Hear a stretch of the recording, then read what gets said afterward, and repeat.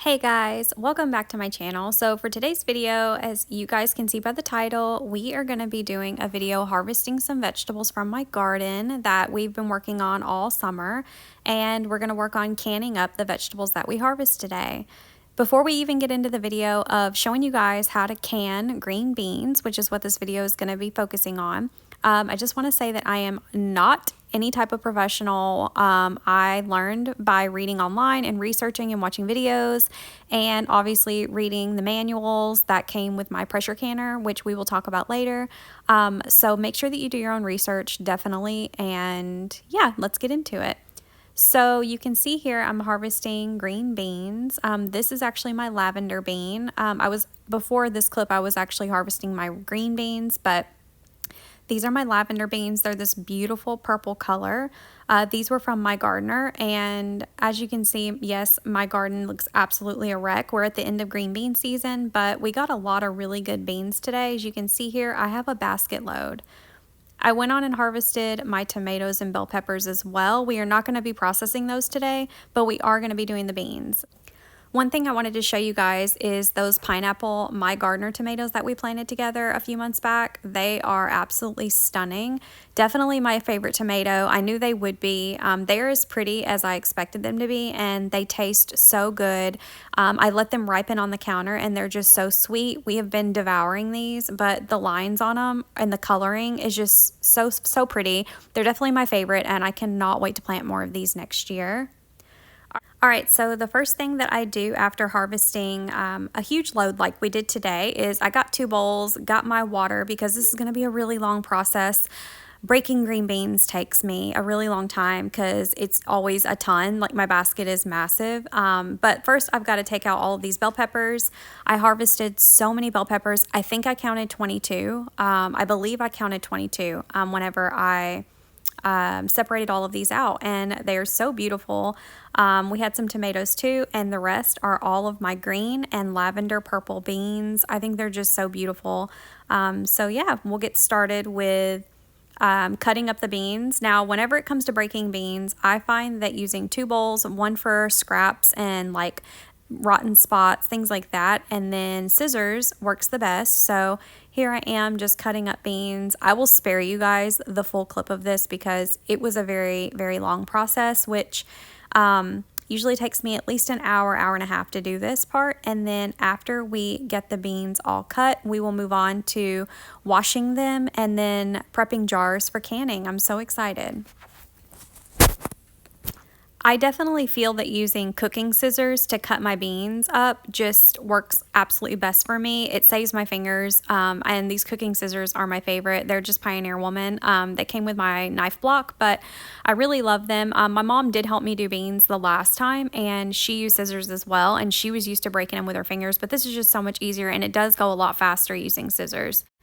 So I filmed this clip the wrong way, but you guys get the idea. I basically am just soaking my green beans and cleaning them really well. I'm going to strain them 3 or 4 times to make sure you get them really, really clean so that you can go straight to raw packing. Before I can raw pack my green beans into jars, I do need to sanitize them with really, really hot water, not boiling, just extremely hot water. I let them soak in a bowl of hot water to kind of clean them, and then I will raw pack the green beans into hot jars as soon as they are clean. The next thing you're want to do is to prep your canner and make sure that it is clean and ready for use. So I'm taking out my divider levels right now. These are just stainless steel dividers because I have an extra tall canner, so I can do 2 loads at once. If you have a shallow canner that can only do 1 load, you won't have these in yours. The next thing you're going to do is add water into your canner. It's really important that you have the correct amount of water in the base of your canner so that your jars aren't sitting straight on the bottom. My canner takes 12 cups of water, so basically 3 4-cup measurements, and then I do add a little bit of vinegar in there because it keeps the inside of my canner clean and keeps water streaks off of everything. The next thing that I do is take those hot jars that we had soaking in really, really hot water, and you lay them out so that you can start raw packing your vegetables into them. Here you can see I had to pull some clean new jars, so I'm going to be removing these lids and prepping these as well. They'll have to soak in the hot water, and then we will start raw packing. Once your jars are all clean, you're ready to start filling. I got this little stainless steel funnel off of Amazon, and it works great to help you pack your jars without any mess. You're just going to pack those jars as full as you can and leave about 1 inch of headspace at the top because we do have to add hot liquid into these jars. Of course, leaving 1 inch headspace for the air to escape while we're canning. So basically, you're just going to go jar to jar, packing it as full as you can of your clean, soaked, and strained green beans. And then after this process of filling up all the jars, we'll move on to salting, and then we'll be moving on to the next steps. So here are all the jars I was able to get filled on the first round. I still have some green beans left over, which we will end up finishing all of these, but I did get about 18 jars. Next, you're going to want to add some canning or pickling salt to your jars. Each jar will be getting some. Of course, whether you're using pint jars or quart jars, that depends on how much salt you want to put in. Some vegetables need salt, some may not. It's all going to depend on what you're canning, what size jar you're canning it in, whether you're doing a hot pack, raw pack. Just make sure that you pay attention because you do need to follow the directions depending on what vegetable that you're going to be canning. Green beans, I'm basically raw packing them in hot jars, but they do need canning salt in each jar, and then I'm going to go through and fill each jar up with a 1 inch headspace of hot, very hot water. It's basically hot packing but with raw vegetables, so it is a form of raw packing. Once you have your salt and your hot water in every single jar, you're going to want to go through with something like a knife, a butter knife, or a chopstick or something, and you're going to want to debubble. It's really important to get as many bubbles out of your jars as humanly possible because anywhere there's air trapped in the jar that doesn't get released, like under the water, it can cause mold to grow and you can get botulism and all types of nasty things, and you don't want that. So debubbling is definitely an important step and you don't want to skip it. After debubbling, you're going to want to go through and you're going to want to take a clean paper towel that's wet and you're going to want to clean your rims really, really well. See me moving a green bean because you want it to seal really good, so you don't want anything on those rims. Once your jars are fully filled, debubbled, clean rims, then you can add your hot, clean lids. I like to soak my lids in a little bit of warm water just to make sure they're clean, there's nothing on them. Obviously, I check every lid really well. I've never had an issue with these lids. I think I've only ever had one jar ever that didn't seal. It was actually this year, but for the most part, I have a really, really good seal on all of my jars and I've never had any issue. Now that all of the lids are on to fingertip tight, we are going to go on and load our canner. Remember, our canner has been sitting here. The water inside is warm, so it somewhat matches the temperature inside the jars. You don't want to put cold water in the bottom of your canner and then put hot packed jars in there. That's a really bad idea. So make sure that the water is the same as what's in the jars. And I did put that little bit of vinegar. So there is 12 cups of water and vinegar in the bottom of my canner.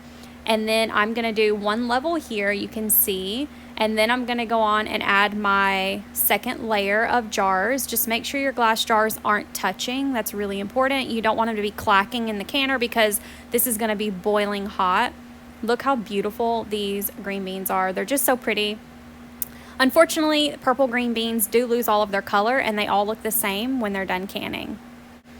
Now it's time to seal the lid on really, really tight and make sure that that lid is lined up perfectly. You get a good seal, and then we can go on and turn the eye on for the pressure canner. This is a weight gauge that goes on top of my pressure canner. However, you're not going to put that weight on. You're going to make sure it's not on there while it comes up to pressure. So I have my stove set to high on this eye, and we're going to wait for this nozzle here to start spewing out steam, and then we're going to let that steam out for about 10 minutes so that it can release all the pressure inside of the canner. Then you add the weight, and then it will build up pressure until you get to the pressure needed. This is my favorite book for canning and preserving, and I keep the manual to my pressure canner inside of it, so I'm actually going to use that as a resource to look up green beans to make sure that I do it correctly. And as you can see, we are going to get to the page that has the green beans, and that is where you will find how many pounds of pressure you need the green beans to be on and for how long. So here is the beans you can see for hot pack and raw pack. it tells you for pints, it's gonna be 20 minutes. So that's how long we're gonna leave it at 11 pounds of pressure. So you can see the steam here is starting to spew. We are gonna let that spew for 10 minutes. After 10 minutes at full steam, we're gonna add the weight on top, and then the dial here next to the weight is gonna reach 11 pounds of pressure, and we have to keep it above 11 pounds for the full 20 minutes to make sure the green beans get canned properly. So I'll just sit here and watch it. This particular day, while I was waiting for the canner to can the green beans, I actually was making a lemon blueberry cake as well. So I'm just taking a break from babysitting the canner, and I'm just icing this cake. It was a friend of mine's birthday, so I was making this for her because they were actually coming over for dinner the next day. So I was just doing this just to kill some time. You can see here my canner has reached 11 pounds of pressure. I'm gonna let it go a little over 11. It's okay. I'm gonna turn down that heat from high to medium just to keep it above 11, but not to make it go much beyond that. And here is me zesting some lemon on top of the lemon blueberry cake that I made her. I think it turned out really well, and they really loved it. It was really, really good. All right, and these are what my jars look like right out of the canner. They are very, very hot. You have to let the canner come completely down to 0 after they're done. You just turn the eye off and let it sit. And then I actually ended up doing all of my bell peppers as well. So this is everything I canned. I'm really happy with everything that I was able to get canned today. All of the green beans and bell peppers turned out perfectly. I hope you guys enjoyed this video. If you have any canning questions, feel free to leave them in the comments below. Thank you guys so much for watching. I'll see you guys next time. Be kind. Bye.